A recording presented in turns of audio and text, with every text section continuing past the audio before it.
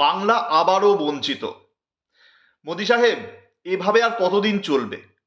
মমতা বন্দ্যোপাধ্যায় তো বহু দিন ধরে দাবি জ্বালিয়ে আসছিলেন, আপনার সঙ্গে পার্সোনালি দেখা করেছেন, আপনাদেরকে চিঠি লিখেছেন যে পশ্চিমবঙ্গের নামটা পশ্চিমবঙ্গ থেকে যেন বাংলা করা হয়।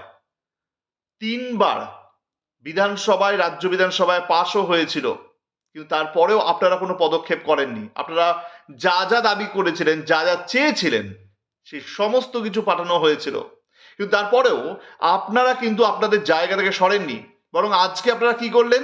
কেরালের নামটা পরিবর্তন করে দিলেন। কেরালের নতুন নাম হয়ে গেল কেরালাম।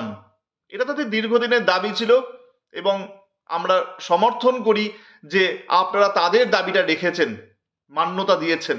মমতা বন্দ্যোপাধ্যায় নিজেও কিন্তু আপনাদেরকে বলেছে যে আপনারা অন্য রাজ্যের জন্য করছেন, নিঃসন্দেহে ভালো পদক্ষেপ, স্বাগত জানিয়েছেন আপনাদের কাজকে। কিন্তু তাই বলে তো এটা নয় যে আপনারা বাংলার জন্য কিছু করবেন না। পশ্চিমবঙ্গ একেবারে লাস্টে নাম থাকায় কত কিছু থেকে আজকে বঞ্চিত, সেগুলো আপনি কখনো ভেবে দেখেন না? 2014 সাল থেকে 2026 সাল, 12 বছর হয়ে গেল আপনি ক্ষমতায় রয়েছে।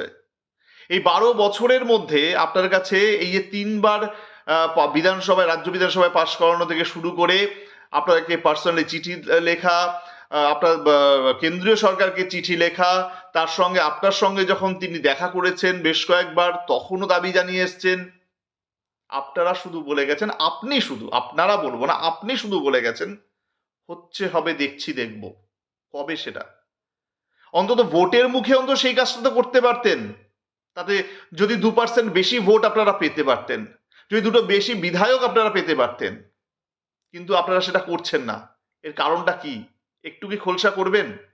হয়তো আমার কথা হয়তো আপনার কাছ অব্দি পৌঁছবে না, কিন্তু অনেক বিজেপি নেতার কাছে হয়তো অব্দি যাবে।